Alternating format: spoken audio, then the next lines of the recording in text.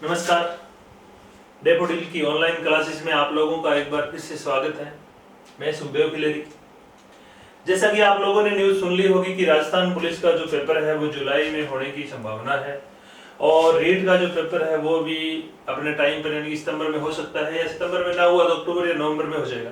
यानी कि इसी वर्ष दो महत्वपूर्ण परीक्षाएं होने जा रही है और दोनों परीक्षाओं की अगर हम बात करें, चाहे वो रीट की बात हो या राजस्थान पुलिस की बात हो, हालांकि वैसे तो हम लोग जो टॉपिक पढ़ रहे हैं वो लगभग सभी जो वैकेंसीज है उनमें सिलेबस में आते हैं, लेकिन अगर हम लोग बात करें कि महत्वपूर्ण दृष्टि से तो इन दोनों में यानी कि राजस्थान पुलिस में और रीट में, इन दोनों में वर्ल्ड ज्योग्राफी और इंडिया ज्योग्राफी लगती है और इनके अंदर जो भी टॉपिक लगते हैं इंडिया और वर्ल्ड ज्योग्राफी के वो सेम लगते हैं। इसका मतलब ये है कि हम लोग जैसे इंडिया ज्योग्राफी में पढ़ते हैं, चाहे वो सामान्य परीक्षा हो, चाहे वो भौगोलिक विभाजन है, चाहे वो नदियां हैं, बहुउद्देशीय परियोजनाएं हैं, कृषि उद्योग, ये जो टॉपिक है वो दोनों के अंदर कॉमन है। इसी प्रकार से वर्ल्ड ज्योग्राफी के अंतर्गत भी जो इसके कुछ टॉपिक है वो सेम है। हम लोगों ने काफी समय से वर्ल्ड ज्योग्राफी के बारे में नहीं पढ़ा, यानी कि हम लोग दो ही महाद्वीप पढ़े थे हमने, अफ्रीका और उत्तरी अमेरिका। तो आज हम लोग काफी टाइम बाद में वर्ल्ड ज्योग्राफी के बारे में पढ़ेंगे। ये जो वीडियो है आपका ये विश्व का भूगोल से संबंधित है। इसमें हम लोग आज पढ़ेंगे दक्षिण अमेरिका महाद्वीप। महाद्वीपों की जो कैटेगरी है उसमें हमारा तीसरा महाद्वीप रहेगा दक्षिण अमेरिका, और इन्हीं परीक्षाओं को ध्यान में रखते हुए जो है वो ये वीडियो बनाया गया है। तो आप लोगों को ध्यान से पढ़ना है, आप पढ़ाई के ऊपर ध्यान देना पड़ेगा क्योंकि एग्जाम होगा। तो हम लोग बात कर रहे हैं दक्षिण अमेरिका महाद्वीप की। इससे पहले हम लोगों ने पढ़ा था उत्तरी अमेरिका महाद्वीप। सबसे पहले हम बात करते हैं कि जैसे हम लोगों ने पढ़ा था कि जो उत्तर अमेरिका महाद्वीप जो यहां से उत्तर में पड़ता है ये अंगारा लैंड का भाग था, लेकिन इसी प्रकार अगर हम इसकी बात करें, ये जो महाद्वीप है दक्षिण अमेरिका, अब दक्षिण अमेरिका जो है वो उत्पत्ति की दृष्टि से बात करें तो किसका भाग रहा है? सबसे महत्वपूर्ण बात यह आती है कि दक्षिण अमेरिका की उत्पत्ति किन कारणों से हुई है, तो यह जो है वो गोंडवाना लैंड का भाग रहा है। दक्षिण अमेरिका महाद्वीप जो है वो प्राचीन गोंडवाना लैंड का ही एक भाग रहा है, यानी कि गोंडवाना लैंड के टूटने से दक्षिण अमेरिका, अफ्रीका, ऑस्ट्रेलिया, अंटार्कटिका और दक्षिण भारत अलग हुए थे, उनमें से एक ये भी था दक्षिण अमेरिका। तो उत्पत्ति यानी कि किसका भाग रहा है? गोंडवाना लैंड का। इसके बाद हम लोग बात करते हैं कि दक्षिण अमेरिका जो महाद्वीप है इसके नामों की बात करें तो दक्षिण अमेरिका जो है तो अमेरिको वेस्पुकी यानी कि कोलंबस आया था, कोलंबस ने इन दोनों महाद्वीपों की खोज का श्रेय जाता है, और यहीं पर अमेरिको वेस्पुकी भी आया था, उसके नाम के ऊपर अमेरिका नाम पड़ा था इन दोनों का। बाद में उत्तरी अमेरिका और दक्षिण अमेरिका पड़ गया। फिर हम लोग पढ़ते हैं कि दक्षिण अमेरिका को पक्षियों का महाद्वीप भी बोलते हैं, इसे पक्षियों का महाद्वीप भी बोलते हैं। इसका कारण यह है कि हम लोग आगे वनस्पति में, जलवायु में जाएंगे तो हम पढ़ेंगे कि दक्षिण अमेरिका जो महाद्वीप है इसके यहाँ इसके उत्तरी भाग से जो है वो भूमध्य रेखा गुजरती और इसी कारण ये उष्णकटिबंध में इसका काफी भाग पड़ता है। तो यहाँ पे घनी वनस्पति पाई जाती है और घनी वनस्पति पाए जाने के कारण यहाँ पे अमेजन का बेसिन पाया जाता है, जब भूमध्य रेखीय सदाबहार वन पाए जाते हैं और जीव जंतु बहुत ज्यादा पाए जाते हैं। तो घनी वनस्पति और जीव जंतु पाए जाते हैं, इसके कारण यहाँ पे पक्षी भी बहुत ज्यादा पाए जाते हैं, खास करके इस उत्तरी भाग में। इसलिए इसे जो है वो पक्षियों का महाद्वीप भी बोला जाता है, यानी कि इसका नाम है। दूसरा एक नाम और है, वो है लैटिन अमेरिका। यह लैटिन अमेरिका का भाग है, यानी कि राजनीतिक दृष्टि से अगर हम बात करें तो यह लैटिन अमेरिका का भाग है। अब यहां पे थोड़ा सा आप लोग समझना कि यहां पे लैटिन अमेरिका नाम क्यों आ रहा है, कि भौगोलिक दृष्टि से तो यह गोंडवाना लैंड का भाग है उत्पत्ति या भौगोलिक रूप से बात करें, लेकिन अगर हम लोग इसका राजनीतिक परिदृश्य की बात करें तो राजनीतिक रूप से जो है ये है वो भाग रहा है लैटिन अमेरिका का। अब आपको ये बहुत बार पढ़ने को मिलता है कि लैटिन अमेरिकन कंट्रीज या लैटिन अमेरिकन देश या लैटिन अमेरिका क्या है। तो यहां पर एक चीज समझनी है आपको कि जैसे हम भारतीय संस्कृति या भारतीय इतिहास की बात करते हैं तो भारत में जैसे संस्कृत जो भाषा है वो कई अन्य भाषाओं की जननी है, संस्कृत से कई अन्य भाषाएं निकली है। ठीक उसी प्रकार से हम प्राचीन रोमन सभ्यता की बात करते हैं तो वहां पर एक लैटिन भाषा है, लैटिन भाषा, और लैटिन भाषा ठीक उसी प्रकार है जैसे भारतीय संस्कृति में संस्कृत का योगदान है, ठीक उसी प्रकार से यूरोपियन जो संस्कृति है उसमें लैटिन का योगदान है। इससे कई भाषाएं निकली है, जैसे इतावली या इटली जो भाषा खास करके इटली के लोग बोलते हैं, जैसे फ्रांस में बोली जाती है फ्रेंच, जैसे स्पेनिश और पुर्तगीज या पुर्तगाली भाषा। ये जो भाषाएं हैं इतावली, फ्रेंच, स्पेनिश, पुर्तगाली, ये भाषाएं जो है वो किसकी है? ये लैटिन भाषा परिवार की ही भाषाएं हैं। यानी कि लैटिन जो भाषा है इसी में से ये चार भाषाएं निकली है। इसका मतलब ये है कि इतावली, फ्रेंच, स्पेनिश और पुर्तगाली भाषाओं की जननी कौन है? लैटिन भाषा है। तो इसीलिए जो है अब ये जो क्षेत्र है, ब्राजील है, पेरू है, चाहे अर्जेंटीना है, चाहे कोलंबिया है, चाहे वेनेजुएला, इनको नई दुनिया के महाद्वीप भी बोलते हैं, यानी कि इसको नई दुनिया का महाद्वीप भी बोलते हैं। इसका कारण क्या है कि ये जो महाद्वीप है, इन महाद्वीपों को बसाने का जो श्रेय जाता है वो इन लैटिन भाषा के लोगों को जाता है। कहीं पर यहाँ पर फ्रेंच लोग रहते हैं, जैसे इस क्षेत्र में फ्रेंच लोगों का निवास है, कहीं पर स्पेनिश लोग रहते हैं, जैसे अर्जेंटीना वाला क्षेत्र हो गया, कहीं पे पुर्तगाली लोग रहते हैं। तो इस क्षेत्र में स्पेनिश, फ्रेंच, पुर्तगाली यानी कि यूरोपियन लोगों ने आकर के अपने जो है वो आवास बना लिए। इस क्षेत्र में आकर के उन्होंने अपना जो है वो संसाधनों का उपयोग करना शुरू कर दिया और अपने आवास बना लिए, और धीरे धीरे इनकी कॉलोनियां जो है वो फैलती गई। और आज जो इस क्षेत्र में पूरा कब्जा किसका है? यूरोपियन लोगों का है। ठीक इसी प्रकार से उत्तर अमेरिका में भी, जैसे नक्सलवाद का यूएस के अंदर एक बहुत बड़ा मुद्दा पिछले 8-9 दिनों से छिड़ा हुआ है। वहां पर श्वेत और अश्वेत लोगों के बीच में एक आंदोलन चल रहा है। उसका कारण क्या है कि जो अश्वेत लोग हैं वो अब अमेरिका के मूल निवासी, जिसको हम रेड इंडियन भी बोलते हैं, और कुछ लोग जो अफ्रीका से गए हुए वहां पर, और अश्वेत जो श्वेत लोग हैं वो यूरोपियन लोग हैं। तो अश्वेतों और श्वेतों के बीच में वहां अधिकारों की लड़ाई होती। ठीक इसी प्रकार इस क्षेत्र के मूल निवासी जो रेड इंडियन थे, लेकिन इस क्षेत्र में आकर के और कब्जा किसने कर लिया? यूरोपियन लोगों ने। और यूरोपीय लोग जो है वो इन भाषाओं के बोलने वाले, इसलिए इस क्षेत्र को यानी कि मेक्सिको, इसको हम बोलते हैं मध्य अमेरिका, मेक्सिको, कैरिबियन सागर में जो यहाँ पर द्वीप है जिनको वेस्ट इंडीज बोलते हैं या जिनको बोलते हैं पश्चिमी द्वीप समूह, ये सारा का जो क्षेत्र है यहां से लेकर के यहां तक, इसको हम बोलते हैं लैटिन अमेरिका। यानी कि हम लोग बात करें कि वैसे तो ये जो भाग है यहां तक का, ये पनामा नहर से उत्तर का जो भाग है, ये भाग उत्तर अमेरिका का भाग है। यहां से उत्तर मेक्सिको है, चाहे वो वेस्ट इंडीज द्वीप समूह है, चाहे यहाँ पर जो छोटे छोटे देश पड़ते हैं ग्वाटेमाला, हॉन्डुरस, ये सारे के सारे उत्तर अमेरिका के भाग है। लेकिन इनका लैटिन अमेरिका में शामिल किया जाता है। तो लैटिन अमेरिका के अंतर्गत कौन कौन से देश या कौन कौन से क्षेत्र शामिल किए जाते हैं, इसकी अगर हम बात करें तो इस लैटिन अमेरिका के अंतर्गत है मेक्सिको, मध्य अमेरिकन देश,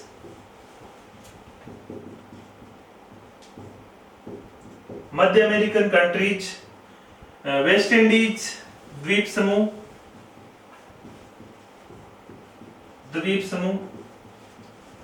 और दक्षिण अमेरिका महाद्वीप। ये सारे के सारे जो है वो किसके अंतर्गत शामिल होते हैं? ये सारे के सारे लैटिन अमेरिका में शामिल किए जाते हैं। तो इसका मतलब ये हो गया कि अगर सीधा दक्षिण अमेरिका पूछ ले तो वो यहां तक का ही क्षेत्र है, लेकिन अगर लैटिन अमेरिका पूछ ले तो ये पूरा क्षेत्र आ जाएगा, मेक्सिको, मध्य अमेरिका, वेस्ट इंडीज और दक्षिण अमेरिका। क्योंकि मेक्सिको है, इसमें भी लैटिन भाषा बोली जाती है, मध्य अमेरिका यहाँ पर भी लैटिन भाषा बोली जाती है, इसके उत्तर में अंग्रेजी भाषा बोली जाती है। यानी कि उत्तर का जो भाग है वो लैटिन भाषा के बोलने वाले लोगों का निवास नहीं है। इसलिए यहाँ तक का जो क्षेत्र है जहाँ पे कहीं स्पेनिश है, कहीं फ्रेंच है, कहीं पुर्तगाली भाषा है, इसलिए इसको पूरे को लैटिन अमेरिका बोलते हैं। तो दक्षिण अमेरिका महाद्वीप का भाग जो है लैटिन अमेरिका के अंतर्गत आता है। राजनीतिक दृष्टि से, भौगोलिक दृष्टि से गोंडवाना लैंड का भाग रहा है, पक्षियों का महाद्वीप कहलाता है, नई दुनिया का महाद्वीप कहलाता है। और यह जो क्षेत्र है, अब हम इसकी सीमाओं की बात करते हैं कि दक्षिण अमेरिका महाद्वीप जो है इसकी सीमाएं जो है वो कहां किनसे लगती है।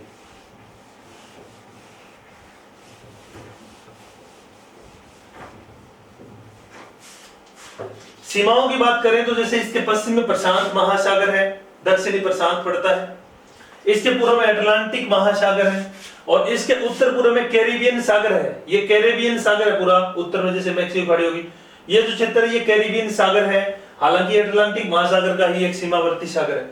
इसके दक्षिण में अंटार्कटिक महासागर है। ये तो इसकी सीमाएं होगी, सागरीय सीमाएं। यहां पर ये नहर है पनामा नहर, और यहां पर एक जल संधि है, मैगेलन की जल संधि। अब कुछ द्वीप आप लोग देख रहे हो, ये टेरा डेल फ्यूगो एक द्वीप है, ये फोकलैंड एक द्वीप है, यहां पर एक द्वीप है गालापागोस, गालापागोस। ये कुछ इसके द्वीप है दक्षिण अमेरिका महाद्वीप के। फोकलैंड एक अलग देश है, इसके ऊपर जो है वो अर्जेंटीना और यूके का यानी कि ब्रिटेन के बीच में लड़ाई है अधिकारों के लिए। हालांकि वर्तमान में इस पर कब्जा यूके का है यानी कि ब्रिटेन का है। तो ये जो क्षेत्र है इसमें दो जल संधियां बहुत महत्वपूर्ण है, या दो ऐसे क्षेत्र है जिनको अलग करते हैं। यहां पर एक जल संधि है जिसको बोलते हैं मैगेलन की जल संधि।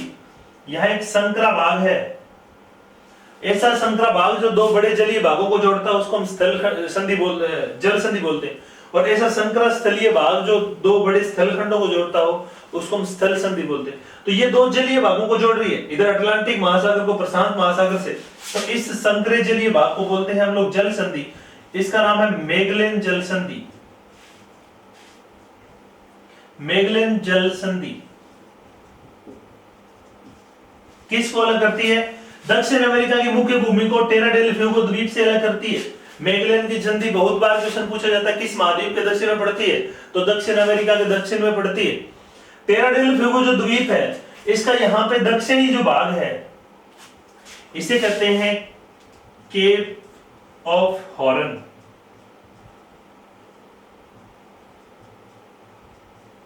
या हॉर्न अंतरीप।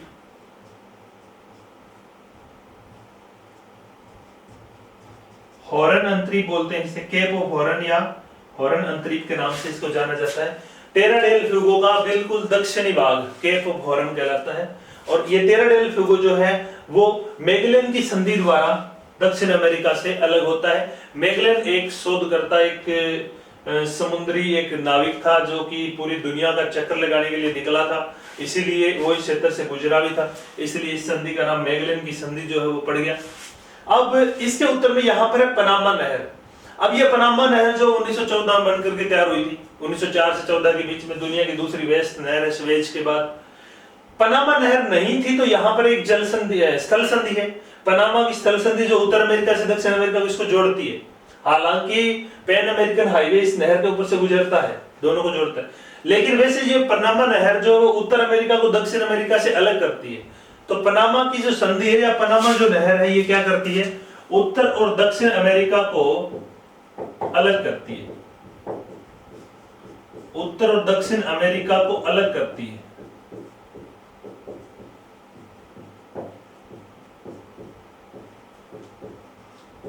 पनामा नहर अलग करती है, लेकिन पनामा की संधि जो है वो दोनों को जोड़ती है, उत्तर अमेरिका को दक्षिण अमेरिका से। तो इस प्रकार से दो यहाँ पे संधियां हैं। पनामा जल संधि दोनों अलग करती है, मैगेलन की संधि दक्षिण अमेरिका महाद्वीप को टेरा डेल फ्यूगो द्वीप से अलग करती है, और मैगेलन की जल संधि जो है वो अटलांटिक महासागर को प्रशांत महासागर से जोड़ती है।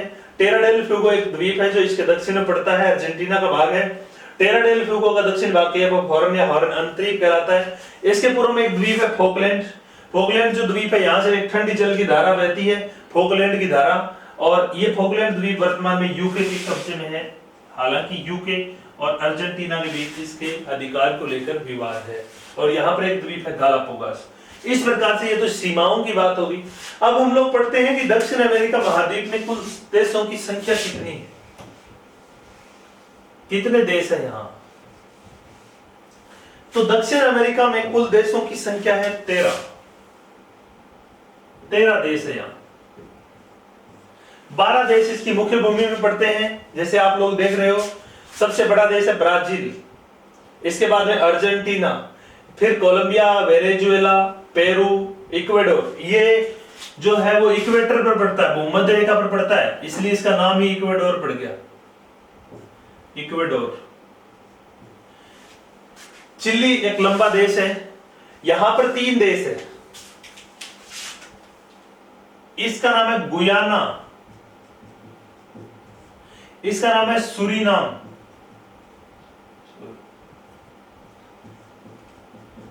इसका नाम है फ्रेंच गुयाना, फ्रांस के कब्जे में।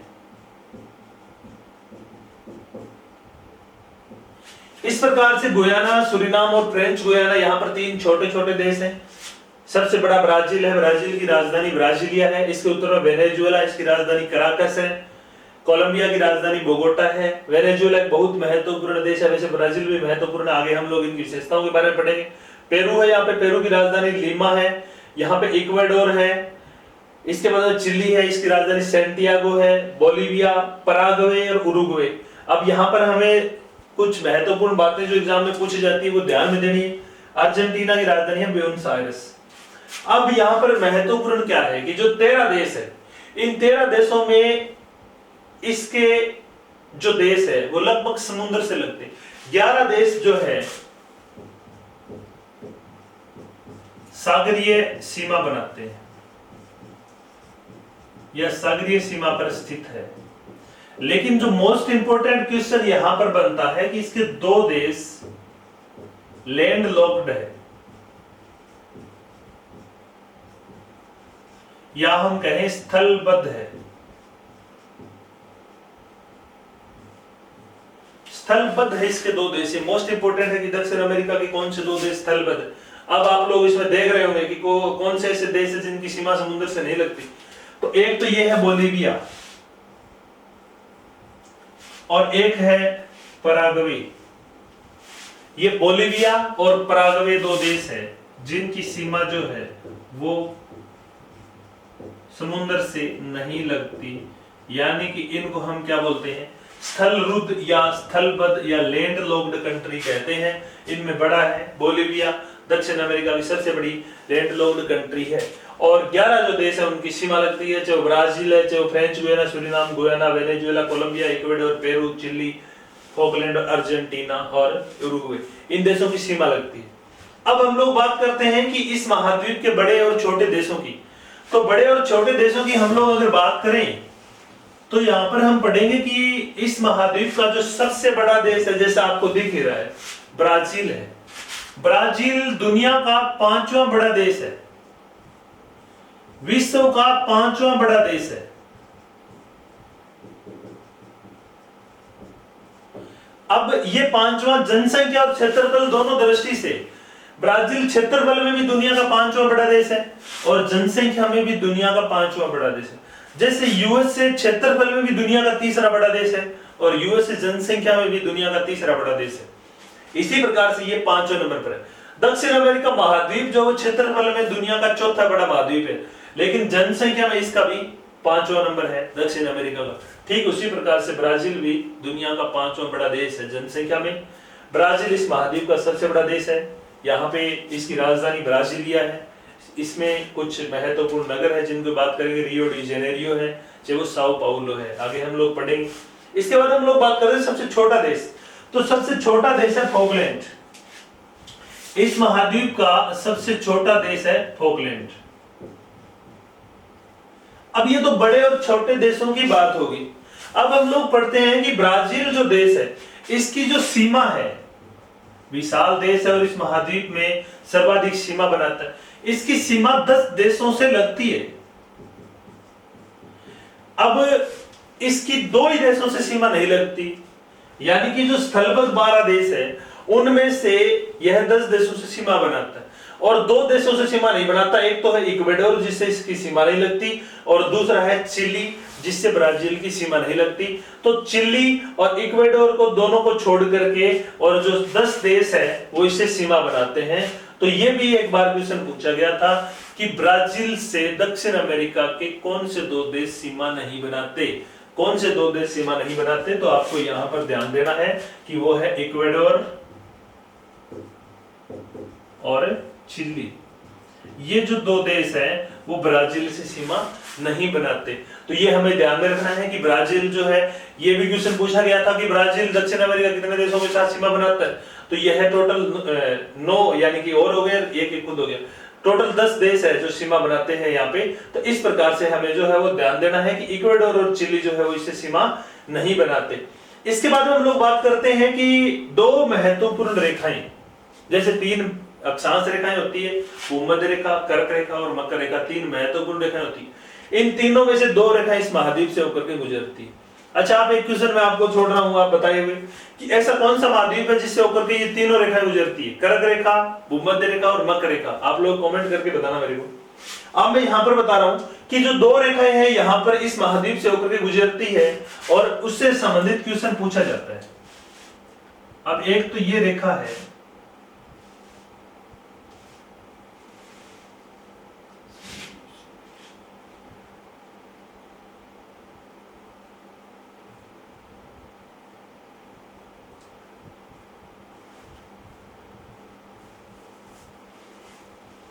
एक तो ये रेखा है जो इसके लगभग उत्तरी भाग से होकर के गुजर रही है। इस रेखा का नाम है भूमध्य रेखा। इस रेखा का क्या नाम है? भूमध्य रेखा, यानी कि 0 डिग्री अक्षांश अर्थात भूमध्य रेखा, इक्वेटर, क्या विषुवत रेखा।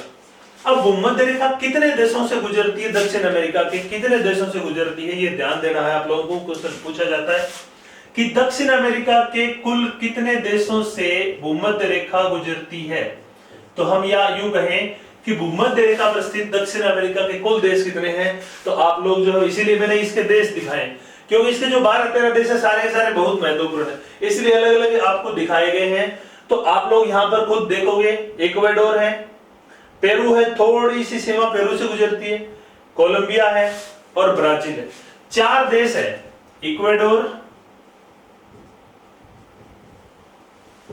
पेरू, कोलंबिया और ब्राजील। इन देशों से होकर के और भूमध्य रेखा गुजरती है 4 देशों से होकर के। कई बार भूमध्य रेखा पर स्थित इस महाद्वीप वाले देश पूछ लिए जाते हैं, तो ये महत्वपूर्ण। फिर जो दूसरी रेखा गुजरती है, जो इसके दक्षिण से होकर के गुजरती है, यानी कि मकर रेखा गुजरती है। अब मकर रेखा की भी हम बात करते हैं कि किन किन देशों से होकर गुजरती है, तो इसकी हम लोग बात करेंगे यहाँ पे।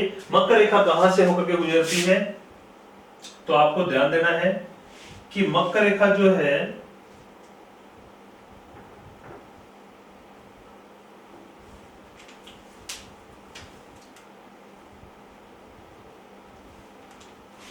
वो भी इस महाद्वीप के 4 देशों से होकर के गुजरती है। ये है मकर रेखा, इसका मान है 23 डिग्री 30 मिनट दक्षिणी अक्षांश, इसे बोलते हैं मकर रेखा। अब मकर रेखा यहां पर किन किन देशों से गुजरती है, तो देखो, एक तो है चिली, दूसरा है अर्जेंटीना, तीसरा है पराग्वे, इस देश का नाम है पराग्वे, और चौथा है ब्राजील। तो ये 4 देश हैं जिनसे होकर के गुजरती है मकर रेखा पर स्थित देश। नंबर 1 है चिली, नंबर 2 है अर्जेंटीना, नंबर 3 है पराग्वे और नंबर 4 है ब्राजील। और यही 4 देशों से होकर के जो है वो भूमध्य रेखा गुजरती है। अब यहां पर एक इंपॉर्टेंट क्वेश्चन बन रहा है कि एक देश ऐसा है जिससे होकर के दोनों रेखाएं गुजरती, और दुनिया का एकमात्र ऐसा देश है जिससे होकर के भूमध्य रेखा और मकर रेखा दोनों गुजरती है, और इसका क्या नाम है? इसका नाम है ब्राजील। ब्राजील यहां भी आ रहा है और यहां भी आ रहा है। तो ब्राजील से होकर के भूमध्य रेखा और मकर रेखा दोनों गुजरती है। तो एकमात्र ऐसा देश जिससे होकर के भूमध्य रेखा और मकर रेखा दोनों गुजरती है, उसका नाम क्या है? उसका नाम है ब्राजील। तो ये बहुत महत्वपूर्ण क्वेश्चन बनता है कि विश्व का एकमात्र देश जिससे भूमध्य रेखा और मकर रेखा गुजरती है।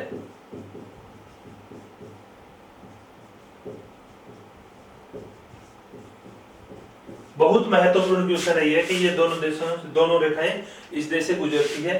भूमध्य रेखा पर भी 4 देश है और मकर रेखा पर भी 4 देश है, ये भी आपको ध्यान में रखना है। तो ये तो 2 महत्वपूर्ण रेखाएं जो इस महाद्वीप से होकर के गुजरती है। यानी कि हम लोगों ने यहाँ तक पढ़ा, मैं दोबारा रिवाइज कर देता हूँ, थोड़ा सा वर्ल्ड ज्योग्राफी आप लोगों के लिए थोड़ा टफ होता है, आप लोगों के लिए मानचित्र जो है वो बहुत महत्वपूर्ण है, इसमें से समझ करके आप लोग दोबारा वीडियो देखोगे तो समझ आ जाएगा। सबसे पहले दक्षिण अमेरिका महाद्वीप गोंडवाना लेन का भाग रहा है। इसे पक्षियों का महाद्वीप भी कहते हैं, क्योंकि यहाँ पे इसके लगभग 40% भाग में वनों का विस्तार और घने वनों के कारण यहाँ पे जीव जंतु और पक्षी बहुत ज्यादा पाए जाते हैं। इसे यह जो है वो भौगोलिक रूप से तो गोंडवाना लैंड का भाग है, लेकिन राजनीतिक रूप से यह लैटिन अमेरिका का भाग है, क्योंकि लैटिन एक भाषा है जिसमें से कुछ भाषाएं निकली, जैसे इटाली, फ्रेंच, स्पेनिश और पुर्तगाल। यहाँ पे मुख्यतः फ्रेंच, स्पेनिश और पुर्तगाली जो भाषा उसको बोलने वाले लोग रहते हैं। यानी कि यहाँ पर इन 3 प्रमुख भाषाओं के बोलने वाले लोग रहते हैं, फ्रेंच, स्पेनिश और पुर्तगाली, इसलिए इसे लैटिन अमेरिका कहते हैं। लैटिन अमेरिका के अंतर्गत दक्षिण अमेरिका के अलावा जो मध्य अमेरिका के देश है, वेस्ट इंडीज है और मेक्सिको भी लैटिन अमेरिका में शामिल किया जाता है। इस महाद्वीप में कुल देशों की संख्या जो है वो 13 है, जिसके अंतर्गत सबसे बड़ा देश ब्राजील है, सबसे छोटा देश फोकलैंड है। ब्राजील जो है वो 10 देशों से सीमा बनाता है। 2 देश ऐसे हैं जो इससे सीमा नहीं बनाते, इक्वाडोर और चिली। इस महाद्वीप के 11 देश सीमावर्ती है, समुद्री सीमा लगती है। 2 देश ऐसे हैं जिनकी समुद्री सीमा नहीं लगती, वो है बोलिविया और पराग्वे, जिनको हम स्थलबद्ध देश बोलते हैं। इस महाद्वीप से होकर के 2 महत्वपूर्ण रेखाएं भूमध्य रेखा और मकर रेखा गुजरती है, और यह दोनों रेखाएं ब्राजील से भी गुजरती है। यह 4 देशों से होकर के गुजरती है।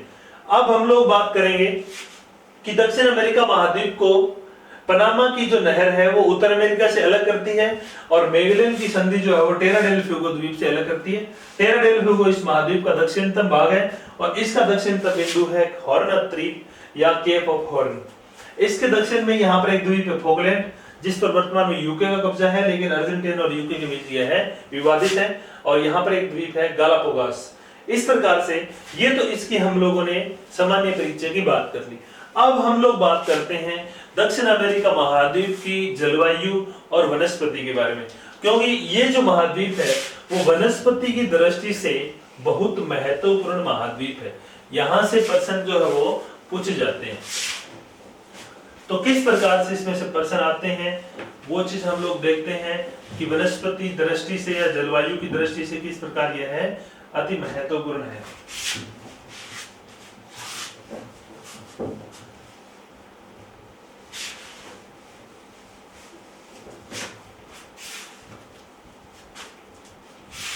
दक्षिण अमेरिका की जलवायु और वनस्पति।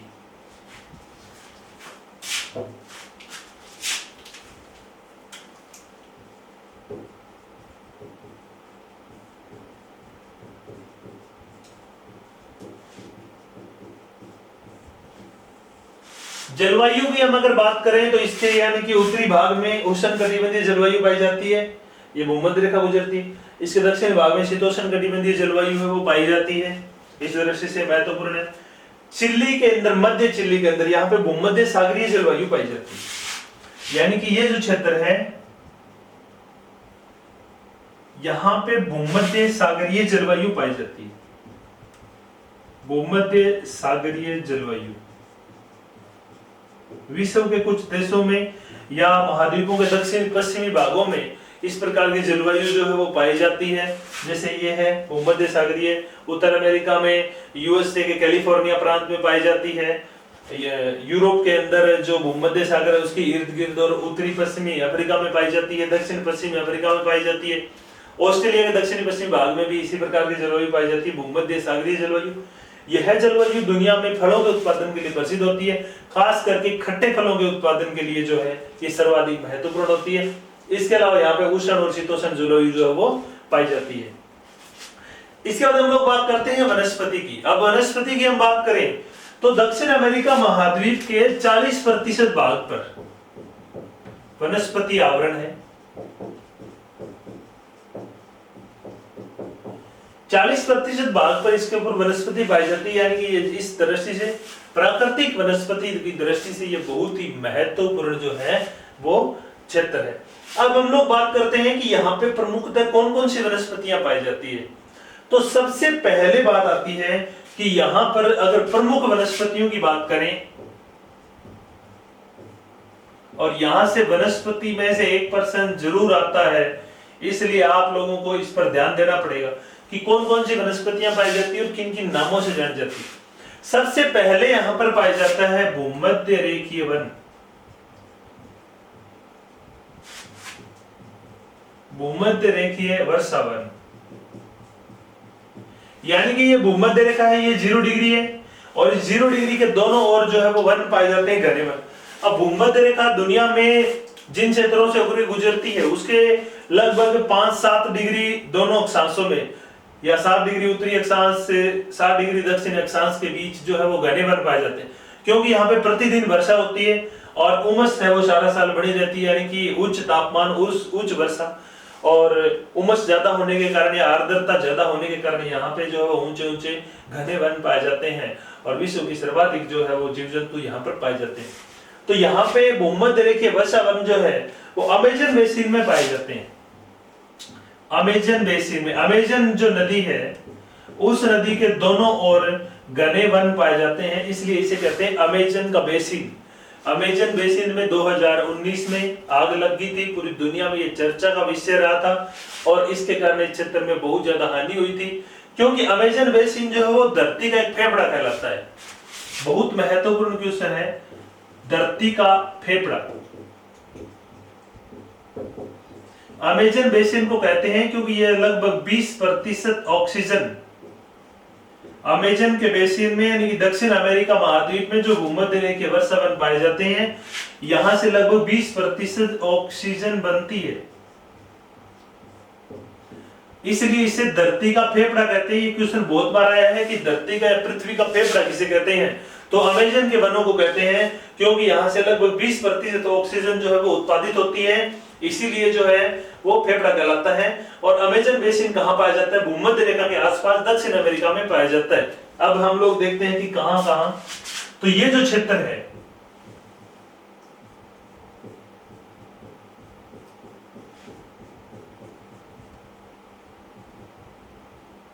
अब इधर तो पर्वतीय क्षेत्र आ गया, तो ये जो क्षेत्र है ये अमेजन का बेसिन है जो भूमध्य रेखा के दोनों ओर है। यहां पर जो भूमध्य रेखा या भूमध्य रेखीय वर्षा वन जो ब्राजील में पाए जाते हैं खास करके, या जो अमेजन वन है, इनको यहां पर एक विशेष नाम से जाना जाता है। ब्राजील में भूमध्य रेखीय वर्षा वनों को सेलवास कहते हैं। ये मोस्ट इंपोर्टेंट क्वेश्चन है, सेलवास कहां कहते हैं, ब्राजील में। ब्राजील में भूमध्य रेखीय वर्षा वनों को क्या कहते हैं, सेलवास कहते हैं, यानी कि अमेजन बेसिन में जो वन यहाँ पर है इनको क्या कहते हैं, सेलवास। अब ये तो बात होगी भूमध्य रेखीय वर्षा वनों की या सेलवास की। इसके बाद में दूसरी जो महत्वपूर्ण वनस्पति यहाँ पर पाई जाती है उसकी हम लोग बात करते हैं, वो है आपका सवाना घास के मैदान। सवाना घास, अब देखो सवाना की हम अगर बात करते हैं तो जो सवाना घास है वो भूमध्य रेखीय जो वर्षा वन होते हैं या भूमध्य रेखा से 10 डिग्री के बाद में लेकर 10 से 15 डिग्री के बीच या 20 डिग्री के बीच वो पाई जाती है, जहां पे वर्षा कम होती है और गर्मी ज्यादा पड़ती है। तो सवाना घास क्या होती है, ये उष्ण कटिबंधीय घास होती है। उष्ण कटिबंधीय घास के मैदान होते हैं, इनको हम क्या कहते हैं, सवाना कहते हैं। उष्ण कटिबंधीय में पाए जाने वाले घास के मैदानों को हम लोग सवाना कहते हैं। अफ्रीका में मूल सवाना पाया जाता है, हमने अफ्रीका महाद्वीप में पढ़ा था। लेकिन यहाँ पर जो सवाना घास पाई जाती है खास करके दक्षिण अमेरिका में, उसको अलग अलग नामों से जानते हैं, वो नाम आपके लिए बहुत ज्यादा महत्वपूर्ण है। अब यहाँ पर हम लोग बात करते हैं कि इनको क्या क्या नाम देते हैं। तो जो सवाना घास जो इसके उत्तरी भाग में पाई जाती है, इस क्षेत्र में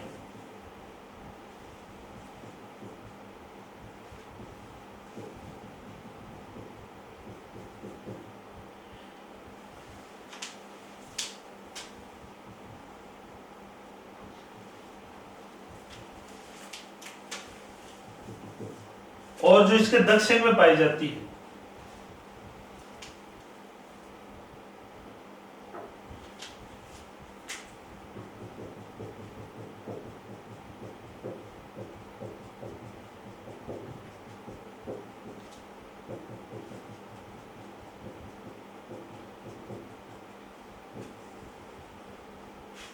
जो सवाना घास जो पाई जाती है दक्षिण अमेरिका में, इसको वेनेजुएला में अलग नाम से जाना जाता है और ब्राजील में अलग नाम से जाना जाता है। जैसे वेनेजुएला में इसे बोलते हैं लानोज।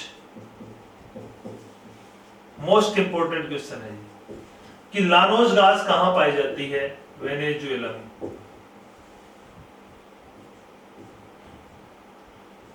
सवाना घास के मैदान वेनेजुएला में क्या कहलाते हैं? लानोज कहलाते हैं। और इनको ब्राजील में क्या कहते हैं? तो ब्राजील में इनको कहते हैं कंपोज। ये नाम आप लोगों को ध्यान रखने हैं कि सवाना घास के मैदान जो है वो लानोज और कंपोज कहलाते हैं। लानोज कहां कहलाते हैं? वेनेजुएला में। और कंपोज कहां कहलाते हैं? ब्राजील में। तो ये सवाना घास के मैदान जो है वो भूमध्य रेखा से उत्तरी और दक्षिणी दोनों गोलार्धों में पाए जाते हैं। जो उत्तर में पाए जाते हैं खास करके ब्राजील वेनेजुएला के ओरेनिको नदी बेसिन में पाए जाते हैं, इनको लानोज कहते हैं। और जो ब्राजील में पाए जाते हैं इनको कंपोज कहते हैं। तो ये तो होगी सवाना घास। इसके बाद हम लोग बात करते हैं शीतोष्ण कटिबंधीय घास। शीतोष्ण कटिबंधीय घास के मैदान। शीतोष्ण कटिबंधीय घास मैदान। अब हम लोगों ने पढ़ा था कि जो शीतोष्ण कटिबंधीय घास है वो शीतोष्ण कटिबंध में पाई जाती है। इसका मतलब मकर रेखा के दक्षिण में या कर्क रेखा के उत्तर में पाई जाती है। तो दुनिया के अलग अलग क्षेत्रों में जो घास पाई जाती है शीतोष्ण कटिबंधीय, वो अलग अलग नामों से जानी जाती है। जैसे उत्तर अमेरिका में जो पाई जाती है उसको प्रेरी कहते हैं। जैसे यूरेशिया में जो पाई जाती है उसको स्टेपीज कहते हैं। जैसे अफ्रीका में जो पाई जाती है उसको वेल्ड कहते हैं। ऑस्ट्रेलिया में डाउन्स कहते हैं। और दक्षिण अमेरिका में जो सवाना घास पाई जाती है जो इस क्षेत्र में खास करके अर्जेंटीना में, इसको हम कहते हैं पंपास। क्या नाम देते हैं? पंपास। मुख्यतः कहां पाई जाती है? अर्जेंटीना। या आपको पूछा जा सकता है कि दक्षिण अमेरिका में सवाना घास को क्या कहते हैं? पंपास। सॉरी, शीतोष्ण कटिबंधीय घास के मैदान को दक्षिण अमेरिका में क्या कहते हैं? पंपास कहते हैं। खास करके अर्जेंटीना में पंपास घास के मैदान पाए जाते हैं। जो शीतोष्ण कटिबंधीय घास होती है यह गेहूं के उत्पादन के लिए और व्यापारिक पशुपालन के लिए बहुत प्रसिद्ध होती है। अर्जेंटीना गेहूं के उत्पादन में दुनिया के अग्रणी देशों में आता है। तो ये अर्जेंटीना में पंपास घास का मैदान है वो पाया जाता है। और पंपास क्या होती है? शीतोष्ण कटिबंधीय घास होती है। इसके बाद में एक होती है मोंटाना घास। मोंटाना वनस्पति या मोंटाना वन कह सकते हैं हम लोग। अब ये कहां पाया जाता है? ये पाया जाता है एंडीज पर्वत। अब एंडीज जो पर्वत है वो यहां से लेकर के और दक्षिण में चिली अर्जेंटीना तक विस्तृत है। एंडीज पर्वत के पूर्वी ढालों पर एक वनस्पति पाई जाती है, इसको हम कहते हैं, यानी कि एंडीज पर्वत के पूर्व ढालों के ऊपर जो वनस्पति पाई जाती है उसको हम कहते हैं मोंटाना। कहां पाई जाती है? एंडीज के पर्वत के पूर्वी ढालों पर मोंटाना वनस्पति या मोंटाना के वन पाए जाते हैं। एंडीज दुनिया का सबसे लंबा पर्वत है, 7200 किलोमीटर। उत्तर में दक्षिण अमेरिका के उत्तर से लेकर के दक्षिण तक पूर्वी पश्चिमी तट के साथ साथ विस्तृत है।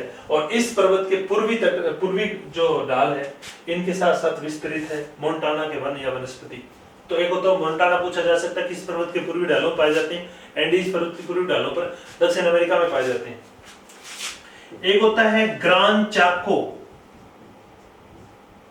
ग्रान चाको क्या है या कहां है? इस प्रकार से प्रश्न आया हुआ भी है, नेट में भी आया है और भी एग्जामों में पूछा गया है।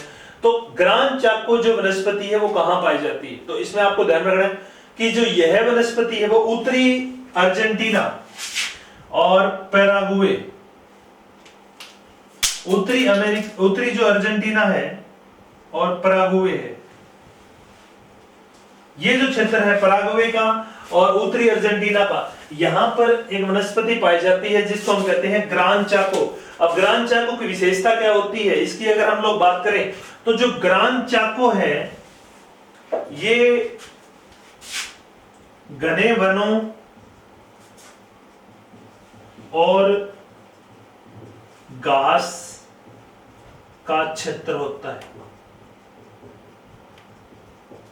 घने वनों और घास का क्षेत्र होता है। और कहां पाया जाता है? अर्जेंटीना और पराग्वे में। अर्जेंटीना और पराग्वे में घने वन और घास क्षेत्र क्या कहलाता है? ग्रान चाको कहलाता है। तो ये यहाँ पर ग्रान चाको वनस्पति जो है पाई जाती है। क्वेश्चन में पूछा गया, मोंटाना में पूछा जा चुका है। बाकी लानोस तो बहुत बार पूछा जाता है, ये तो बहुत इंपॉर्टेंट है। सेल्वास, लानोस, कंपोज, ये सबसे इंपॉर्टेंट ये 3 नाम है जो आपको ध्यान रखने। इसके बाद में एक होता है अल्फा अल्फा, कि अल्फा अल्फा जो घास है वो कहां पाई जाती है? तो उसकी अगर हम बात करें तो ये जो क्षेत्र है अर्जेंटीना, उरुग्वे और ब्राजील, जो ये क्षेत्र है अर्जेंटीना, उरुग्वे और ब्राजील, यहां पे अल्फा अल्फा घास पाई जाती है।